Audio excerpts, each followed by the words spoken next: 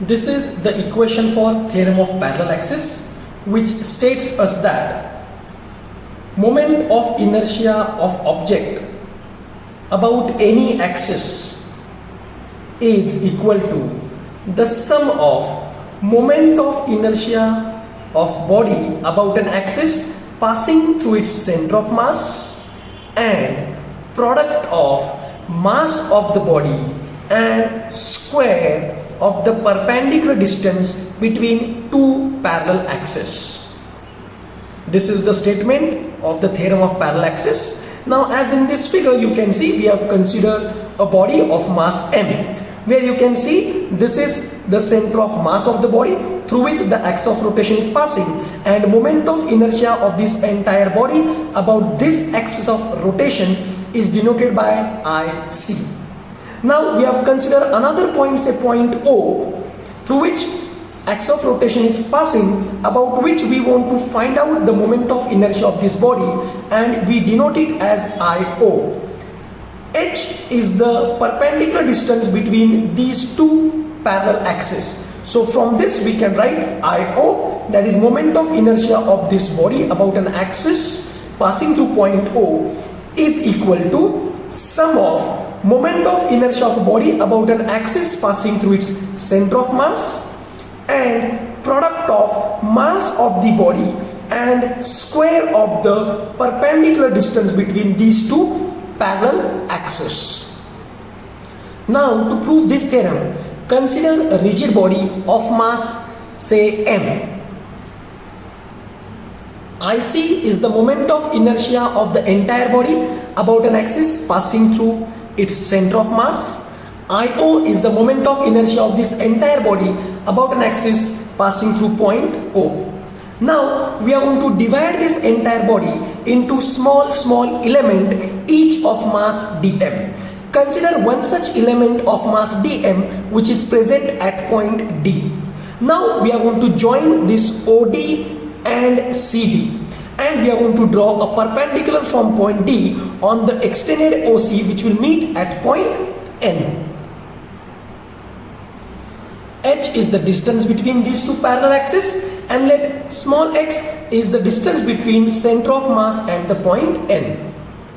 Therefore, from figure we can write IO is equal to integration of OD square dm. This gives me the moment of inertia of this entire body about an axis passing through point O, and IC is equal to integration of CD square dm. This gives me the moment of inertia of entire body about an axis passing through its center of mass. Now from triangle OND we can write, we can use Pythagoras theorem, and we can write OD square is equal to ON square plus dn square. But we can see ON, it is nothing but OC plus CN. Therefore OD square is equal to OC plus CN the whole square plus dn square. Therefore OD square is equal to, we can write this as OC square plus CN square plus 2OC into CN plus dn square. But in this triangle CND you can see CN square plus dn square, we are going to get CD square. Therefore we can write OD square is equal to OC square. For the CN square and dn square we can write CD square, so that is CD square plus 2OC into CN. Now we are going to multiply both sides of this equation by dm and taking integration. Therefore we can write integration OD square dm is equal to integration OC square dm plus integration CD square dm plus integration 2 OC into Cn dm. But we know that OD square dm, integration OD square dm is nothing but IO, which is moment of inertia of this entire body about an axis passing through point O. So therefore we can write this is nothing but IO is equal to OC. OC it is nothing but H, which is the perpendicular distance between the two parallel axes. So we can write integration of H square dm plus integration CD dm is nothing but IC, that is moment of inertia of this entire body about an axis passing through its center of mass. So we can write this is nothing but IC plus integration to OC, that is HCn is nothing but X, which is the distance between point N and the center of mass, that is X into dm. Therefore we can write IO is equal to IC plus H square integration of dm plus 2H integration of X dm. But here integration of dm is nothing but total mass of the body, and integration of x dm is going to be 0 because C is the center of mass and algebraic sum of moments of all the particles about center of mass is always 0 for the body in equilibrium.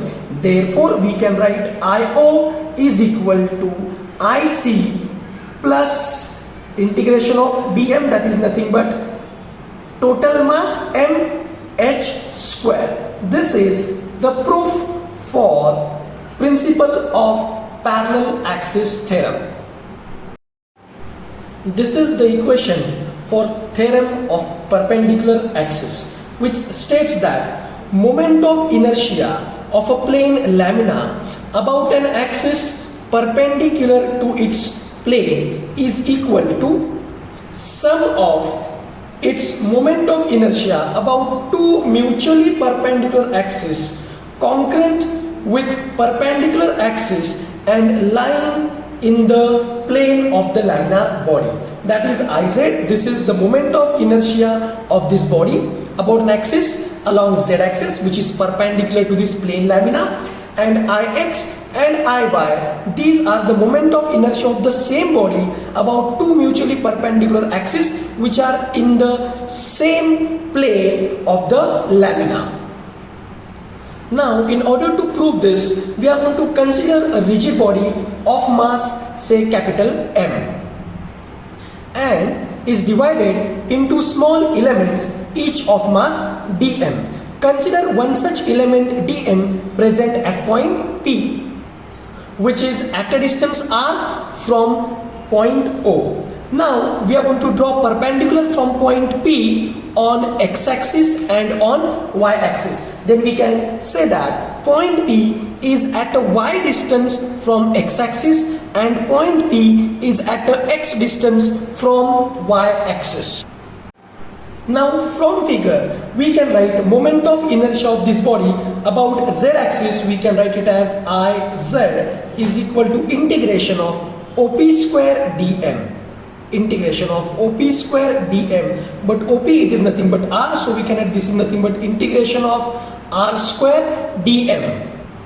Similarly, moment of inertia of a body about x-axis, we can write it as Ix is equal to integration of Pn square dm. So we can write integration of Pn square dm, but Pn is nothing but y, so this is nothing but integration of y square dm. Similarly, for y-axis, that is moment of inertia of a body about y-axis, we can write this equation as Iy is equal to integration of PL square dm. So we can write PL square dm, but PL is nothing but x, so therefore we can write this is nothing but integration of x square dm. From figure we can write r square is equal to x square plus y square. Now we are going to multiply this equation by dm on both sides and integrating it. Therefore, we are going to get integration of r square dm is equal to integration of x square dm plus integration of y square dm. But integration of r square dm, it is nothing but moment of inertia of the entire body about z axis. Therefore, this is nothing but Iz is equal to integration of x square dm. It is nothing but moment of inertia of the entire body about y axis. So this is nothing but Iy plus integration of y square dm. It is nothing but Ix, that is moment of inertia of this entire body about x axis. So we can add this as Ix. Therefore, we can write Iz is equal to Ix plus Iy. So this is what the proof for the theorem of perpendicular axis, in which, as we can see, Iz, it is the moment of inertia of the entire body about z axis, which is perpendicular to this plane lamina. Ix and Iy are the moment of inertia of the body about x and y axis respectively, in which both the axes are lying in the plane of the lamina.